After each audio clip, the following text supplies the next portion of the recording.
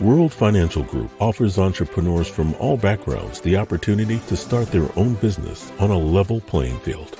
Dr. Yana Woodhouse, receiving the WCM Wall Street Pioneer Award by the United Black Wall Street of America, Inc., is one of those entrepreneurs. I see WFG and TFA as a place where African Americans with an entrepreneurial mindset can flourish. And the bonus, we help families and serve the communities across the country. To learn more about us, go to worldfinancialgroup.com. We are the sons and daughters of the soul. We are resilient and forever forward-thinking.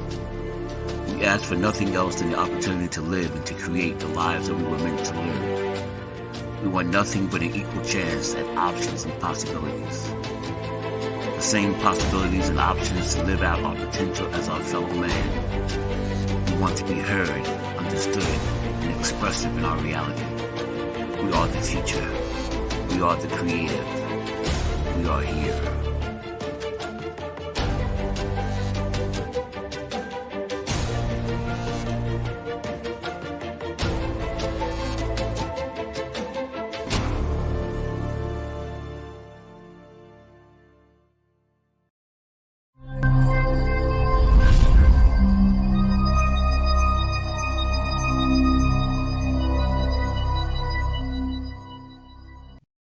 This is Kia Rogers, and you're listening to Urbanology with my dad, Tony Rogers, on WHCR 90.3 FM New York.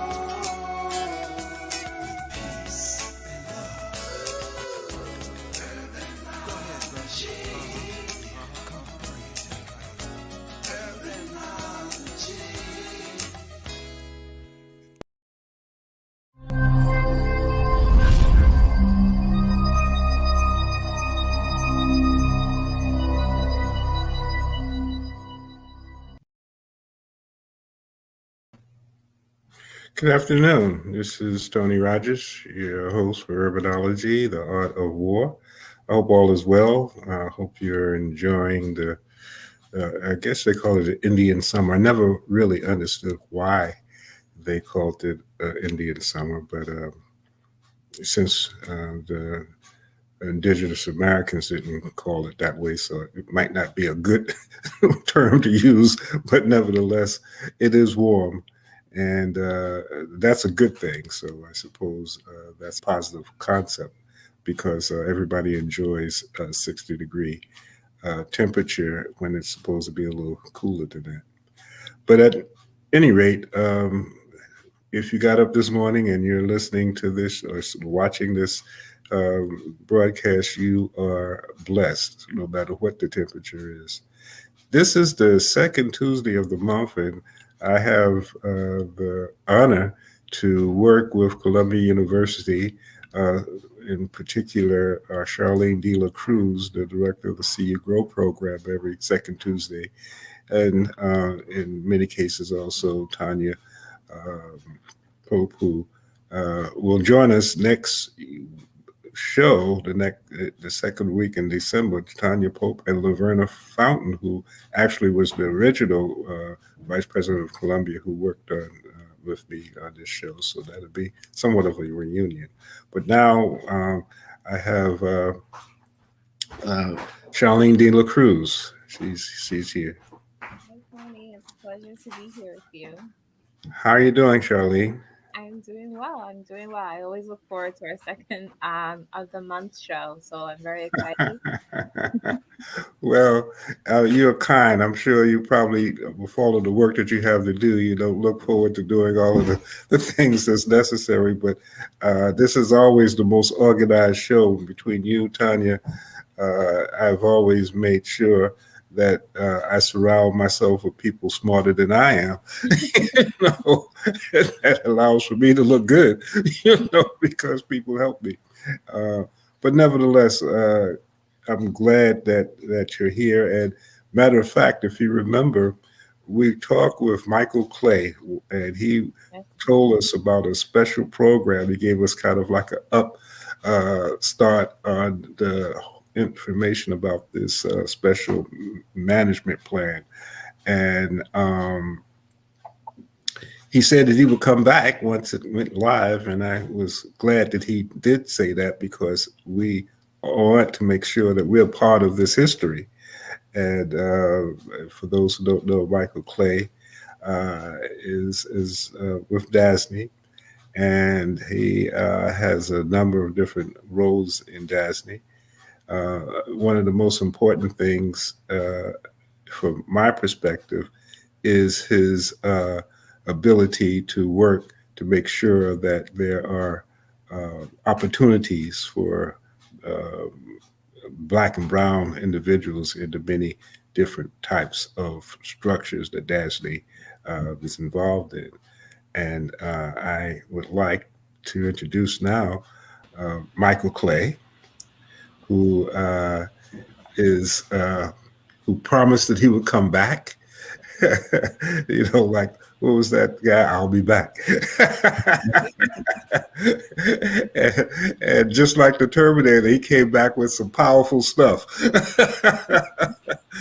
So if you know anyone that's in construction or doing things that they would like to uplift their game, the two people that are on this show, Charlene De La Cruz and Michael Clay, are people that you want to know or make sure that they understand how to get to them. And we'll talk about that later. But for now, I have the pleasure of introducing my friend, Michael Clay. How are you doing, Mike?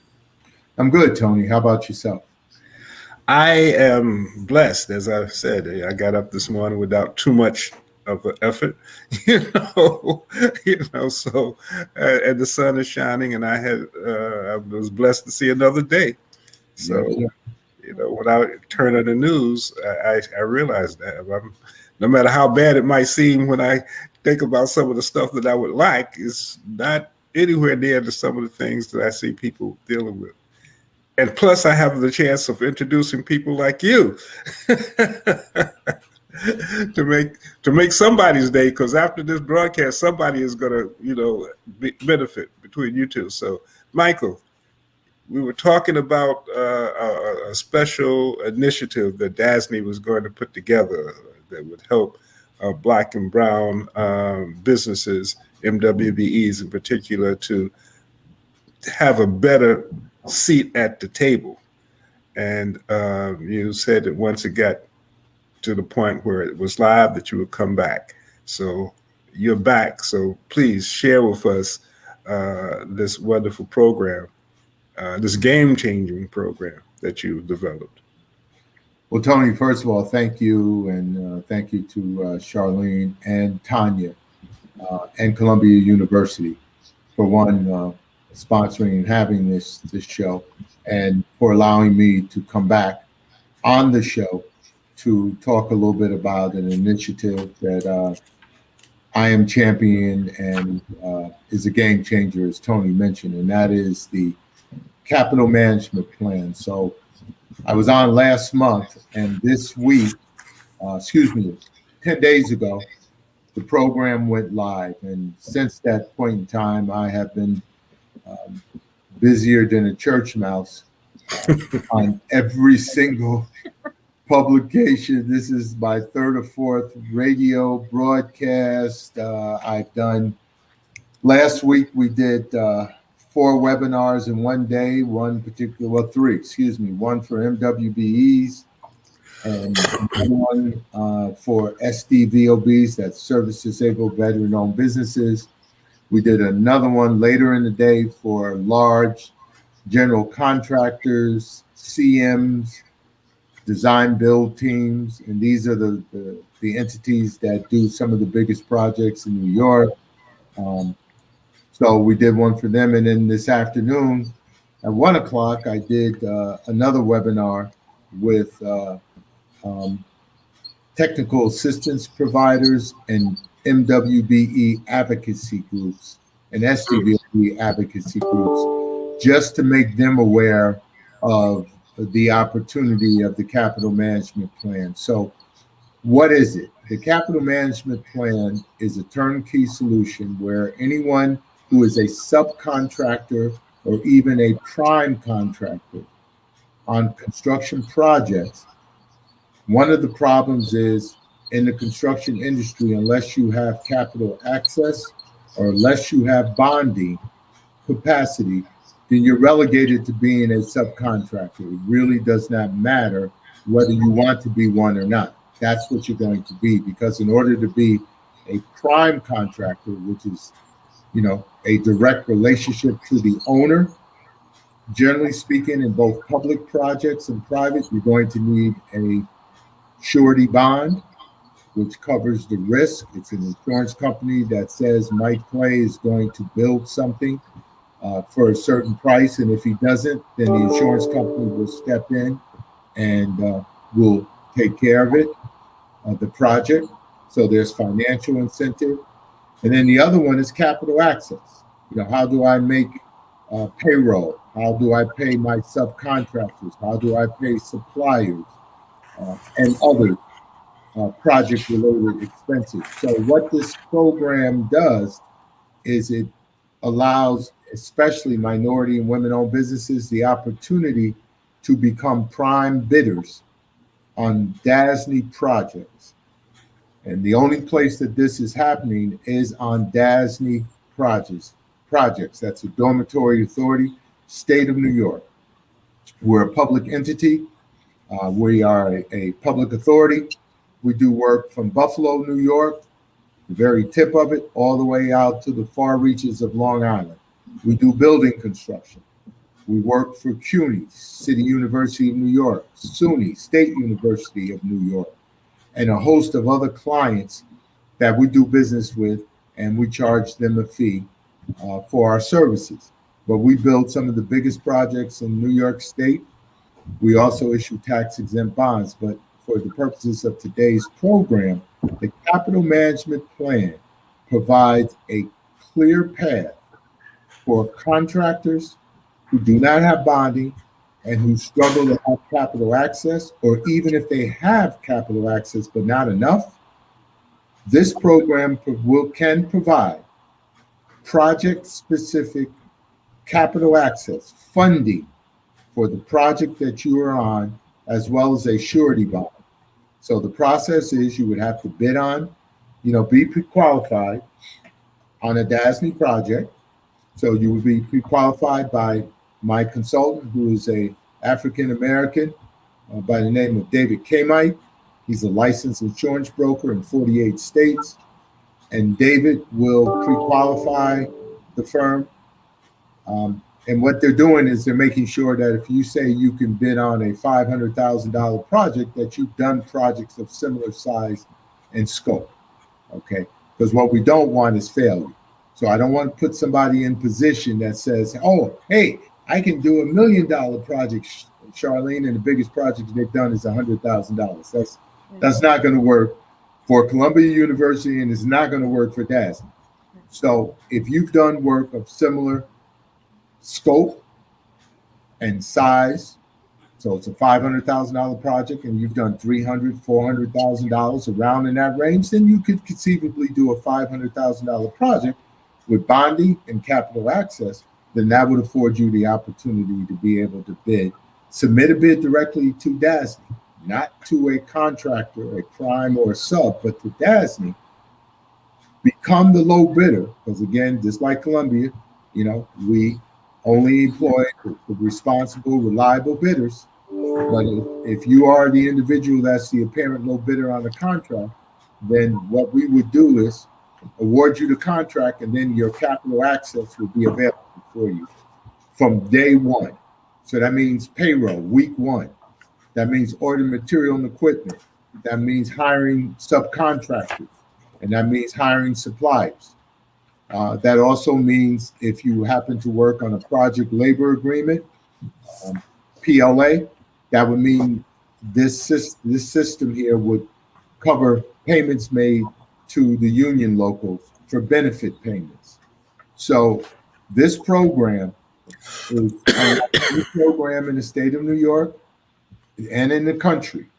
And the reason I came out with it is I'm looking to create more prime bidders in the state of New York, okay, than what we have today. And one of the ways to do it is to work with firms that will have the capacity to bid as a prime. The other piece on this, Tony, is in any bid, and Charlene knows this, in any bid, there are three elements: materials and equipment, labor, and your overhead and profit. Now, there may be more, but minimally, it's those three. So, with that being said, what we're attempting to do is to help someone to be in a position to be a prime contractor, to bid on DASNY work, and to have materials and equipment, because we have three suppliers that are part of this program. One is Park Avenue Building Supply in Brooklyn. We have New York Plumbing Supply. Both of these firms are certified minority businesses, and Benefield Electric, which is a global electrical firm. If you need materials and equipment for DASNY projects, these three vendors will give you credit. You do not need an 800 credit score. They will give you credit for materials and equipment that you can use to put in your bid, to then submit it to DASNY, and then they will pre-qualify you so that now you will be able to get those materials and equipment, not from Home Depot, not from some of these other suppliers who tell you they need cash in order to give you materials and equipment. They will be able to give you competitive terms and competitive pricing on the materials and equipment you need to bid on DASNY projects, which helps to lower the bottom line and sharpen your pencil. So Tony I'm tickled pink that we were able to do this. I know I spoke to you and Charlene and also to Tanya the last time I was on, but this is live. This is available. Ladies and gentlemen, take a look at DASNY projects. I think you're seeing my website. Mr. K-Mite is available. If you go to our website and just look for Capital Management Plan, K-Mite's contact information is right on the screen right now. Call him, and he'll start the process of directing you to go online, start filling out some pre-qualification information so that we can get you pre-qualified. Because timing is important, ladies and gentlemen, because the point is you need to get pre-qualified before the bid opens. You can't wait until the bid. If the bid is Wednesday, you can't wait to call David Tuesday night. Right. David a week or 2 weeks ago to get pre-qualified for this project that's bidding on Wednesday. But my point is, and Tony and Charlene and I were talking before we went on the air, with the infrastructure that's now live, now coming from the federal government, which I'm sure Columbia and other entities will possibly have funding to do some infrastructure things, whether it be for the university or for the New York proper at large. You got to get yourselves in position, ladies and gentlemen. You can't wait until that money starts to flow, and then you say, oh, I'm going to get prepared. It's like going outside when it's raining. You get wet. You say, oh, I got to go get my umbrella or my raincoat. Well, it's too late. You're wet. Well, you got to get ready. So get ready today. And Charlene, with the CU Grow program, you have, I'm sure, a number of businesses that probably would be able to take advantage of this issue, right? Absolutely. I mean, I have a list currently right now of 60 plus graduates of the CU Mhm. program, plus with another 17 that we're hoping to graduate by the end of next month. They would definitely do great with this opportunity. This opportunity is amazing because I feel like that is one of the biggest struggle with a lot of the firms. They want to be the prime, but they don't have the capital. They don't Right. understand what's the responsibility that entails with being a prime contractor. They really don't. They just feel like just give me the project, I'll do the work. And it's not necessarily questioning them of the work that they're able to provide, is affording Mhm. all the materials, affording the overhead, because, if we place you in these really high projects, you're going to fail. And, Right. that's the one thing that I always tell the firms: you don't need to give me any gifts. You don't need to give me anything. Just succeed within your path with the tools that we're giving you. That's how you're going to repay us, by succeeding with the work that you do. So I think that this plan is amazing. I am curious if you're working with a specific amount of firms, or if this is really open to anyone that wants to participate. Do you have kind of like a cap limit within this plan? Well, Charlene, we are open as of today. Obviously, with $10 million available for the capital access component, I can't help everybody in the world, but certainly to the degree of up to 10 million. And the way it works is you just don't come in and say, "Hey, give me 5 million, give me 2 million." It's Mhm. predicated on the project that you're bidding on, whatever the dollar value of that project. If you're pre-qualified to do that work, then it's 30% of that project fund. So if it was $500,000 bid that I mentioned before, it's 30% of 500,000, 150, and then from there, that's would be available. Uh, that would be administered through the K-Mite Group to assist that firm with payroll, materials, equipment, subcontractors, and every time that you would submit a payment requisition, which with DASNY you get paid within 2 weeks, not Which is another important thing as far as 2 weeks. now. One of the things that I'm sure that it may be around, but I don't know of any where MWBEs can receive materials in order to uh, take a bid. In other words, saying that they have access of the materials that would be necessary if they got this bid. Uh, that was an interesting piece that was added onto that. Was it difficult to get that done? No, because Tony, one of the things that one of the checks and balances, and I'm sure Charlene can appreciate this. Um, One of the checks and balances is we have funds control. So Hmm. Mr. Kamite is the funds control agent. And what that simply Mhm. means is he's the traffic cop.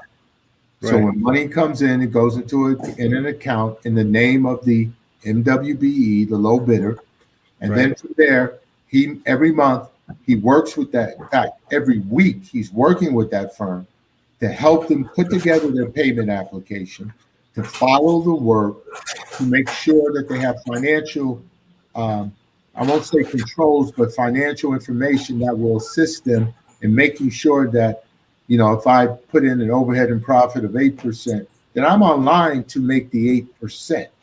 right, Because far too often people take projects and they get out there and they find out, oh, I'm losing money. Well, they don't know they lost money until the project's over with. That's too late. So right, what David does from week to week is to ensure that through funds control, the money's coming in once you apply for a payment application. The project management team approves that application. Payment happens in 2 weeks from the date that you submit your requisition. Then from there, David is ensuring that everybody's paid. That's why LISC, which is the local uh, Initiative Support Corporation, right. who's providing the 10 million. That's why they're comfortable with this. The Surety Bond Company, some of the largest in the world, like Travelers and others, are participating in this program because the risk mitigation is great to help protect them, not only those two entities, but the MWBE as well as DASNY. Because every week you're engaging with KMI's team to ensure payments are going where they need to go. And whatever's left goes to the MWB. So nobody's keeping your money. Let me be Hmm. clear on that. Nobody's keeping your money. The money's going to where it needs to go. So the only thing our firms need to worry about is completing the work. They don't have to worry about how do I pay this change order?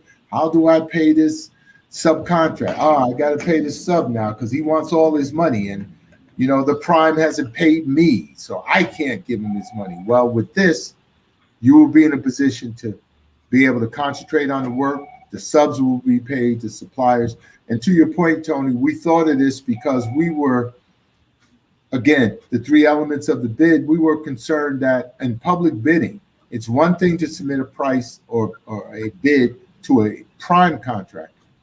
It's another thing when you're submitting it to a place like DASNY, where I don't know how many people are going to bid on my project. So you're out there in the real world now having to sharpen your pencil and be as competitive as you can be, okay?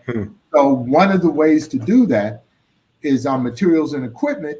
If we can help give you better pricing so that you can sharpen your pencil and come back with a better bid, that increases your opportunity to be able to be a prime contractor on a DASNY project, which is ultimately, that's what we want.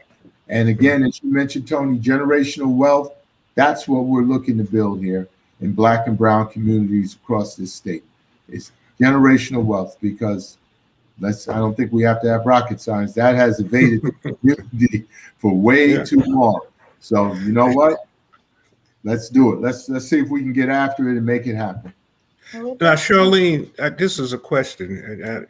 In the CU Grow program, you go through certain types of processes as far as management and the things that actually Michael was talking about, as far as how a business can improve their overall progress based on certain types of things that they can learn to do. So by the time they get to what Michael was talking about, at least they have the basics. Is that fair? A fair I would thought? say that is a fair assessment. Within the CU Grow program, we go through really analyzing and looking through their policies and their procedures, the way that they're necessarily formulating their business approaches. And their coaches are supporting that effort. They're listening to what the process is, and then they're giving them suggestions to, maybe you need to rethink this process. Maybe if you do this process, this will be a better turnout. And one of the great impacts that we created for 2021 core is that we added on strategic construction experts within the program. So the firms are actually getting an expert coach and also a construction expert that can really give them hands-on perspective of how are you tackling this issue that they have within their business. But within, I feel like sometimes I'm wearing multiple hats when it comes to the You are. You feel like you are. so within the CU Grow, it's really supporting the firms throughout this program, understanding and giving them strategies. Within the university is really being the supplier diversity, understanding that maybe non-MWO firms are really contracting other minority-owned businesses, giving them the information that they need so that they can engage with other minority-owned businesses. So I feel like sometimes they kind of like blend in together, but they kind of live separately. So I always have to change my hats interchangeably when it comes to supplier diversity, right? But with the CU Grow program, it's definitely really just building their capacity from where they are, from where they started, and to continue to have a new understanding about business approaches, not to kind of like, I feel like they're in survival mode. So we want to turn them into leaders. With this capital management plan, I feel like it's a great opportunity for the firms, because I've had so many conversations with like, I want to be a prime. I want to be a prime. Just give me the prime contract. And then you ask them the question, okay, what's your revenue? It's about 20,000. It's not here. I'm like, okay, so you have to understand what is the component. So having these conversations with firms is very important, and it's very important to have an access, an avenue like this is very pivotal. So I'm very curious, Michael, do you have kind of like recordings of those information sessions? Because I think I missed them, and I want to share them out to everyone so they know, what is, what's involved. Absolutely, Charlene. The marketing communications team is editing, actually finalizing them as we speak. So they will be placing those, and I'm sure I can send you one directly, but they'll be placing them on DASNY.org. So anyone who missed any of the 4 sessions, one for MWBEs, one for service-disabled veteran-owned businesses, one for the builders. And so that's a little different. The one for builders, that's for CMs, general contractors. Those are the folks that would be bidding on, Charlene, on Manhattanville, different phases of it directly, which would be multi-million-dollar projects. This would help them because their charges, I know for a fact that you and your team are charging those primes with maximizing MWB utilization, and you're assessing 30% goals on those opportunities. Well, so are they across the airports and Jacob Javits and everywhere else. So wherever these large infrastructure projects are, those design build or P3 teams have to figure out how they're going to come up with hundreds of millions of dollars worth of participation.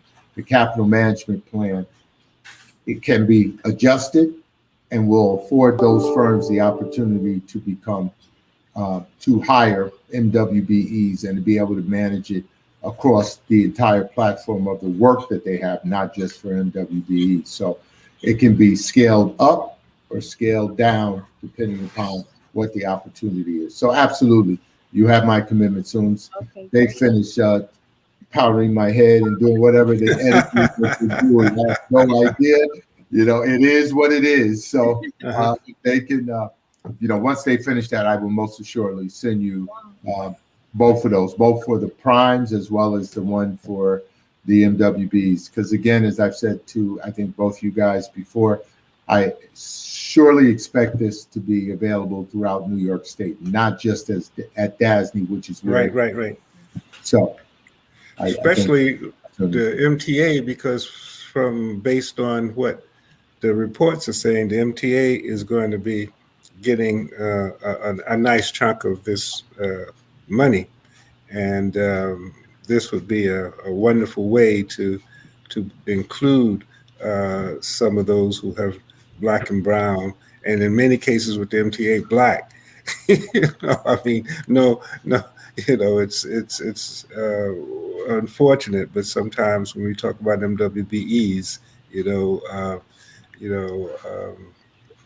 that's a whole nother story.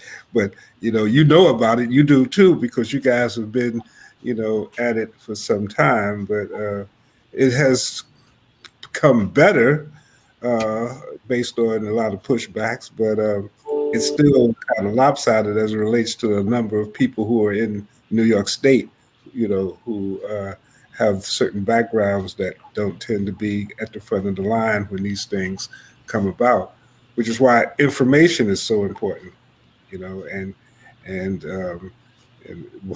I suppose also, who gave me this term, men and women's dresses, or some kind of a term where there were contractors who or developers who used their wives who had no idea of what the business was to become MWBEs to get contracts, so that they can develop it. They have no idea, what construction is, no idea what the piece is. But some of those things are being, corrected. But when you developed this, did you also have in mind that, there some of those situations still there, and how do you, protect? I suppose, I guess that's the best word. How do you weed out some of those issues too? Is that still David? Does David do that also? Yes, as part of the capital management plan, and Charlene will know this term because unfortunately those of us in this industry have had to learn it, whether we wanted to or not, and that's commercial useful function. And for minority and women-owned businesses, and that's because the Construction Fraud Task Force of Manhattan has drilled it into anybody and everybody, and some of the biggest construction management firms in New York, and some of the smallest firms, and some of the suppliers, and all the rest of that, where all of a sudden, you've got somebody's wife who really has not worked in the business, who really doesn't own the business, but now because there's contract opportunities, folk decide to get creative. Let me just leave it at that. David and the capital management plan follows up to ensure that who's supposed to be doing the work is doing the work. They also ensure that there's commercial useful function, which the term means that basically a MWBE who is certified to perform a certain function is actually performing the function they were certified to perform. And they ensure that that is occurring. There's also lien releases. So if a subcontractor says I received a $50,000 payment, they have to sign a full or partial lien release. And again, the MWBE is managing the work. David Kamite and his team isn't managing any work in the field. That's up to the MWBE, who is the prime contractor. What David and them is ensuring is they're assisting that firm with managing the finances to ensure that they know exactly what they're doing. The work is being performed. They know what's coming up, more importantly. So what do I have to do next week? What do I have to do 2 weeks from now? What do I need to plan? I need to get more men or women from the union hall, or I need to staff up. I need to have materials and equipment because I'm doing the second floor next week. So I need 50 sheets of sheetrock delivered to the site for Monday morning at 6 a.m. because I got to start installing 50 sheets on the second floor. It's that kind of detail that Kamite and his team work with the MWBE. That's the financial management. That is, I won't call it hand-holding, but I would call it planning that goes in as part of the process. So again, we don't succeed unless you succeed. And that's, at the end of the day, the project has to be completed, as Charlene knows, and she's doing it for, her employer, which is Columbia. I'm doing it for the 14 different clients that I have who don't have to use DASNY. So I can't afford to have some project blow up. I can't afford not to have something get finished because somebody didn't understand. No, we got it. And that's part of the evaluation process. So that's why you can't be just giving out, as Charlene said, oh, I could do $1 million contract, Ms. Dela Cruz. Just give me a client. See, that's the first problem with your conversation. I can't give you nothing. Okay, you've got to bid it, you've got to earn it, and then therefore you've got to show the ability that you can execute on previous projects that you can execute on this one. And if that is the case, then we can talk. We can talk turkey. And I think Michael, of the program is that you are alleviating the roadblocks for a lot of minority-owned businesses. I can't tell you how many times I've seen schedule ends kind of like, in terms of payment documents that have been completed incorrectly. Okay, you can't process this. We have to send this back to you. So then people think that, payments are being held against their will. No, you just didn't complete those documents correctly. So that's one of the reasons. So I feel like that is an amazing roadblock that you are really clearing the path for them. Like, okay, we'll take this part, just do the work. So I think that's great. Well, Charles, I don't mean to interrupt you, but no, go ahead. Piggyback on Charlene's point.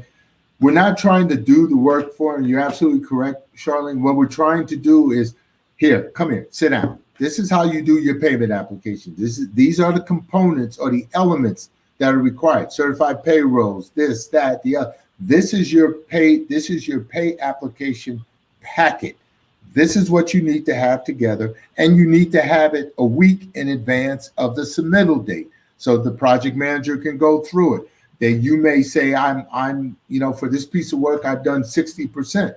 The project manager says, no, you're a little creative here. It's actually 30% because that's approved work in place. It's those kind of things that folk who've never had to be a prime, you can't assume that they know. So we're teaching. This is all teaching moments to make sure that as they move forward on the next project, because this bonding that they're getting, this isn't DASNY's bonding. This is the contractor's bonding. So they get this access to capital and bonding capacity. The idea is we teach them and train them, then they can go to Columbia with their bonding in their back pocket like a credit card and say, Ms. Dela Cruz, we can bid on your work, and I've got a bond, I've got capital access, I know how to do it, And therefore, here's my bid, Columbia University. Mm-hmm.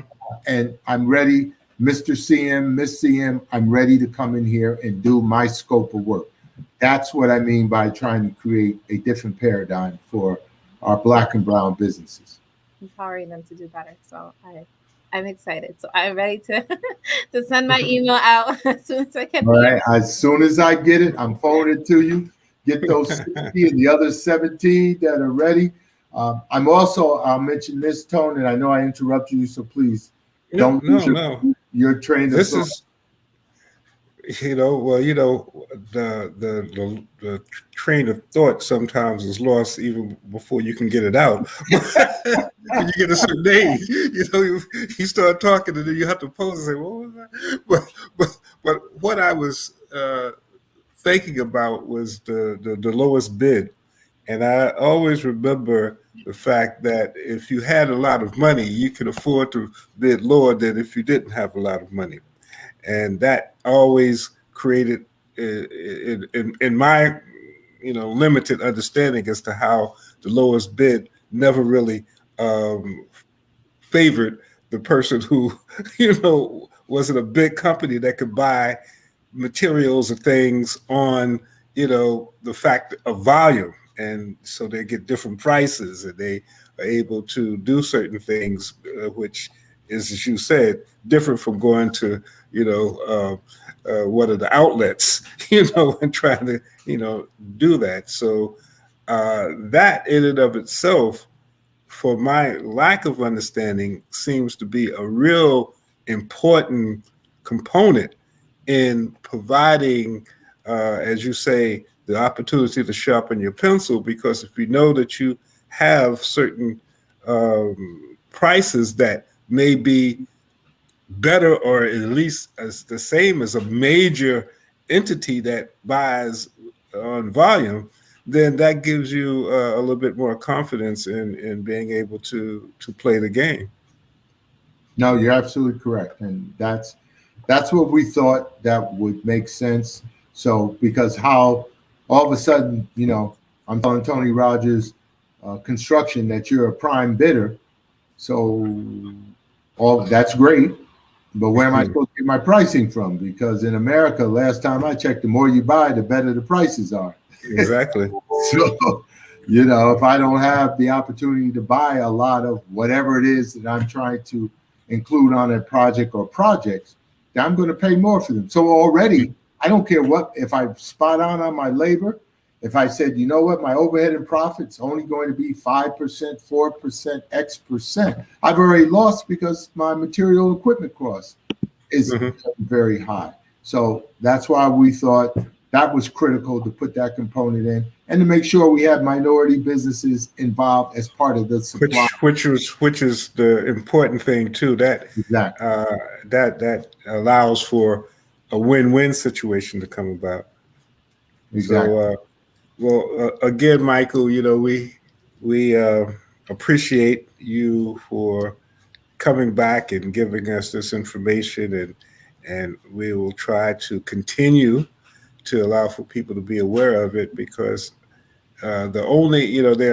when I first learned about the MWBE program, one of the reasons why we put together a MWBE program on WACR and some others is that people have a right, and they're justified in their right of the lack of information that they get and opportunities. The worst thing, though, is that when there are opportunities out there, for it not to be put into a position where people can get that information. And we can't always expect those media sources that don't look like us to be as aggressive in things that are focused on Black and brown individuals than, not. And the importance of that is why the Soul Cities, the Harlem Community News, the Amsterdam News, all of the vehicles that part of their function is to make sure that the information is circulated in areas that it is needed. I always question once I got into the newspaper business is why certain firms would put information for NWBEs in the Post. I understand the concept that the Post has a lot of, circulation, but if you really wanted to get, Black and brown people, especially with my paper, it's free, and it's in the community, it might, and it's not as much, to put something there. It might make sense to at least put something there, it always, amazed me that that seemed to be, but then again, it shouldn't amaze me. I guess, if it wasn't that way, we wouldn't be doing what we're doing now. There wouldn't probably be a need for a CU Grow or a capital management plan. If we all started up at the same time, but sometimes with the gun charges, we're still putting on our shoes and the run is gone. Race is over. Right, before we could even get there on the line. But this is something that is a historic, and I really believe, based on what you're saying, that it will be duplicated because success, people will copy it and duplicate it, and make it theirs. That I want to, it'll be good, Michael. A couple of years from now, it might be somebody else who did all of this stuff, to make it happen. So it's another good reason that we can document, information. So how that goes. So Yes, Michael, no, that was Larry Coolitz, somebody, who came up with this plan. So it's history and his story. So, Soul City and the Urbanology Show, and what we're doing here, the important thing is to make sure that we document and we create the opportunity with all of our media components. I've had Michael on the radio and WACR and talking to people in Soul City, and is because that's what we're supposed to do. We can't. We can't feel upset when somebody else does something or does not do something that is in our best favor as we would want them to do it. We have to do that for ourselves, and that's been the code for a long period of time.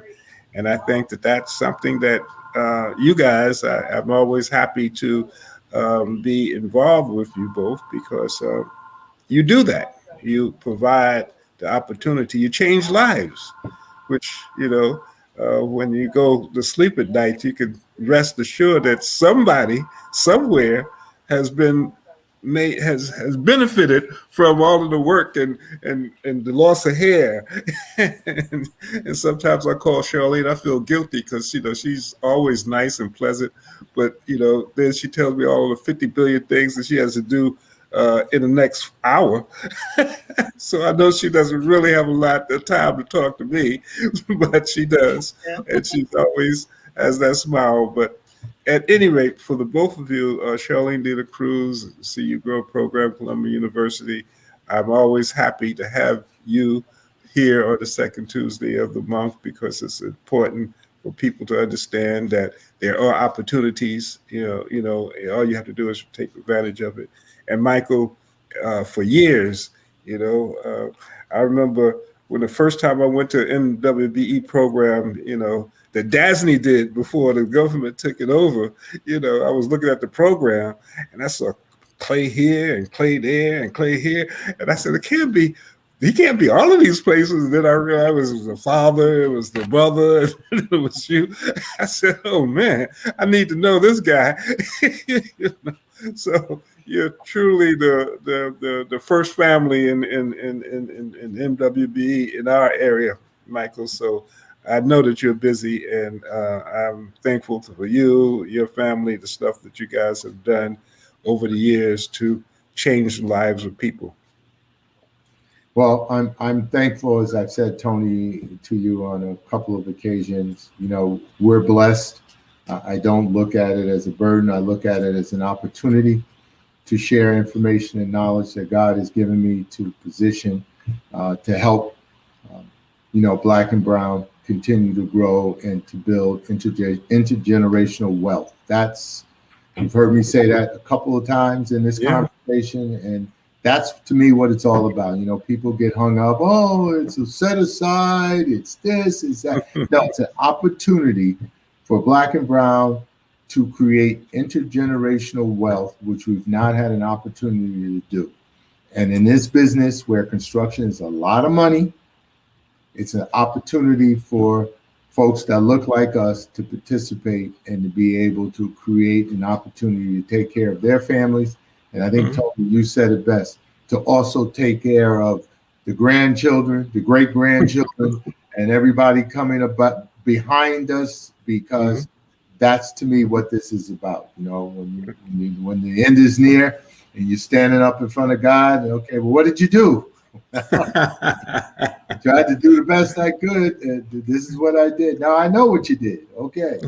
I want the job well done. That's all I want to hear. So that's why I strive every day to help out as many as I can, wherever I can.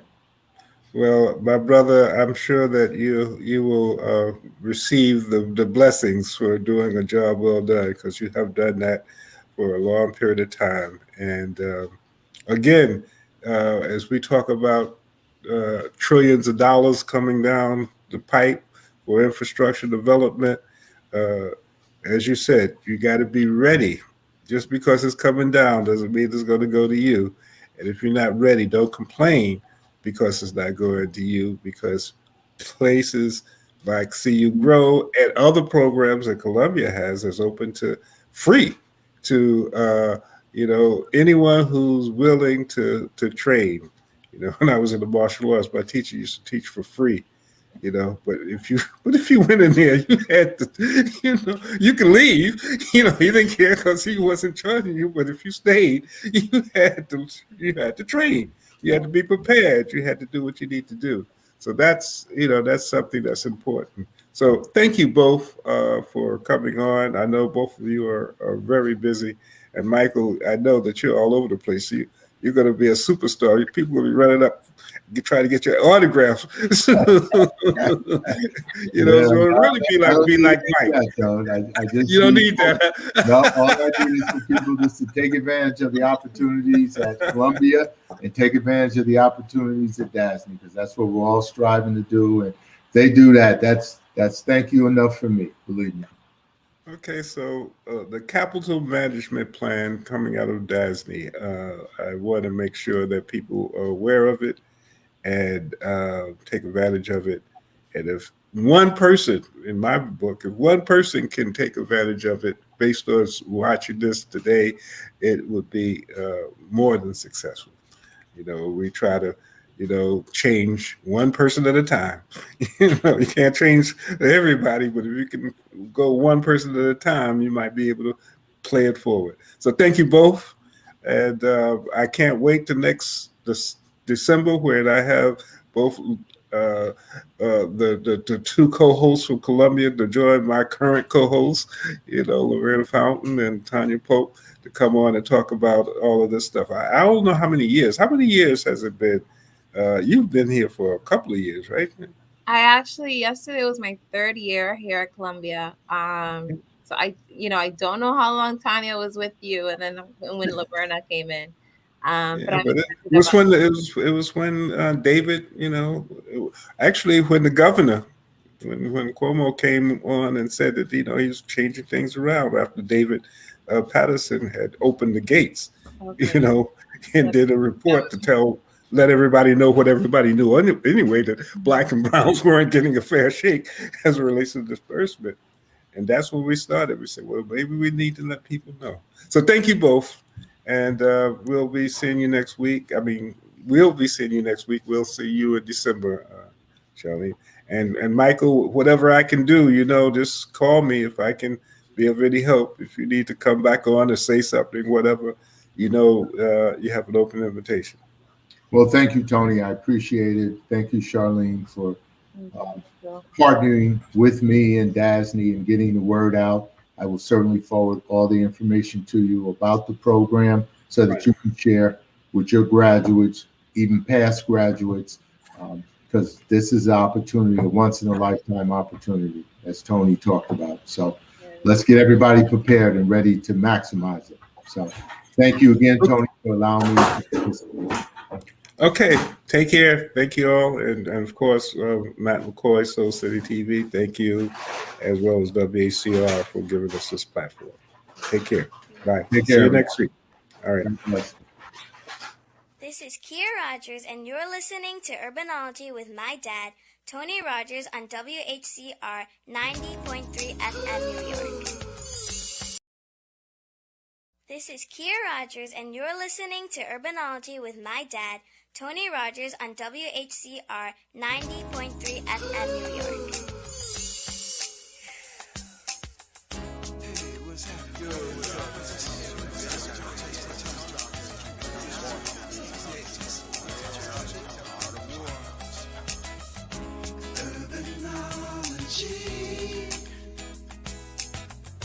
Urbanology.